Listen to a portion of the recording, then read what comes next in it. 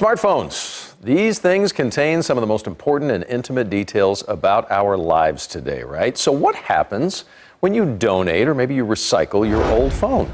Our consumer justice investigation found that you're essentially handing over the keys in some cases that can unlock your life's secrets. Investigator Kristen Severance here now to show us the potential danger for everybody. Yeah, guys, we bought more than 30 old phones from Goodwill, and as we're about to show you, some of these phones had enough information on them to easily digitally steal the owner's identity. How old are you now? I'm 19. But we got to know the 14-year-old Hannah. Her camera roll was filled with memes. A lot of Disney and Doctor Who. Her notes section filled with love letters to the boy band One Direction. You don't know you're beautiful. This is a letter to a boy from One Direction. So, Neil, right? Neil? Niall, yeah. Niall. Yeah, he was my favorite. Is he still your favorite? No. Hannah's old iPhone was one of 32 used phones we bought on shopgoodwill.com for less than $100. When the phones arrived, we charged them and found tens of thousands of pictures, messages, and notes just by turning them on. While the contents of Hannah's phone, It's almost like a diary. Yeah, it is. were G-rated. This is me singing. Oh, really? Do you sing? I was in choir, yeah. Some of the things on the other phones were much more adult. One of the phones belonged to a woman in Pennsylvania. She had more than a dozen naked pictures on her phone that she had sent to her boyfriend. Did you feel bad for her?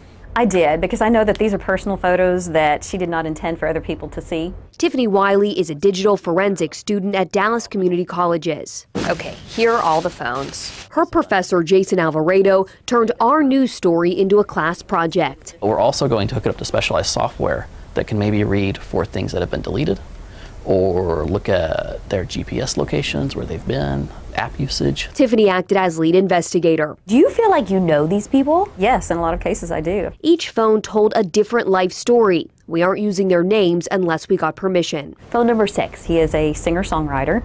He had an accident in 2014 out in Wise County that sent him to the hospital. He apparently still owes them money because they are sending him voicemails asking if he's receiving their invoices. So you found out medical information? Yes. Phone number 23. What a romantic guy. The owner of this phone was engaged to a woman in a different state. As he would drive up to visit her, he would do voice recordings and the voice memos on his phone that would last minutes, 10, 12, sometimes 15, 20 minutes, talking to her. Those voice memos were still on the phone. This one's 8.5 minutes long. And so was his search history. We find websites for best sex positions ever, 7 fun sex positions, and interesting sex positions, as well as Wikipedia on John the Baptist and Jesus. But one phone had more information than all the others. Now Debbie's phone. What did you find? We found everything. We found enough information on her phone to become Debbie or to access accounts for Debbie or Debbie's children. She's a mother of 5 that had all of her children's names, and she reused passwords a lot. Debbie moved out of state. This was the phone, and agreed to talk to us over FaceTime. We have your Apple ID account and your password.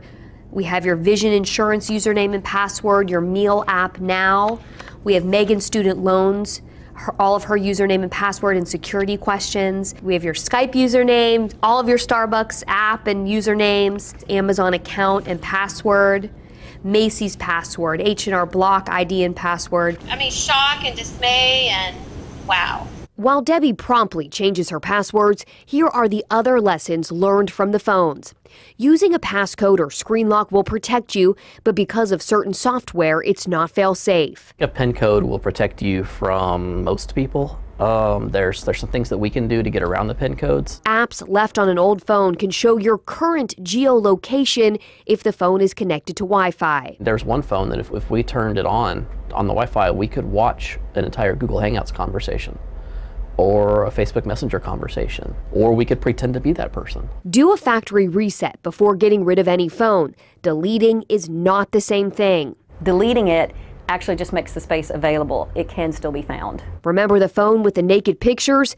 They were deleted from her camera roll, but still lived in her text messages. And if you want to be really safe, Alvarado says there is a low-tech solution the government uses that doesn't cost much at all. Should you take a hammer and just destroy the phone? I think that's the only way to guarantee that it's gone. Goodwill told us that their phones are wiped before being sold. We told them of the 32 phones we bought, only 5 phones appeared to have been wiped. They have suspended the program until all 115 stores nationwide can review its, quote, best practices for eliminating personal information from devices before posting them for sale. Bottom line, don't rely on anyone else to wipe your phone. So despite maybe their best intentions, clearly it didn't happen on those phones. Right, exactly. So as far as the people who you spoke with, did they wipe their phones? Do they remember that at all? And how did they end up at Goodwill? The people we talked to, they did not wipe their phones. They did not do a factory reset. But the interesting part, both Hannah and Debbie said they don't remember donating their phones. They said it's possible, but they don't remember actually dropping the phones off. So keep tabs. Yeah, keep tabs on all those old phones. We all have old phones. I have some in the junk drawer at home. Sure. Yeah. I will be maybe getting a hammer. Yeah, can I come to that party? I'll bring mine too. Yeah, maybe. Cool. Maybe we should. We'll have a crisis. This is Yes. mine, by the way, and this one's just fine. Okay, There's and nothing then these wrong are with mine. it. Okay, great. Thank you, Kristen. Oh, appreciate that. By the way, you can contact Kristen if you need consumer justice, reaching her by phone or by email, 817-586-7211 or consumerjustice@ktvt.com. Thank you.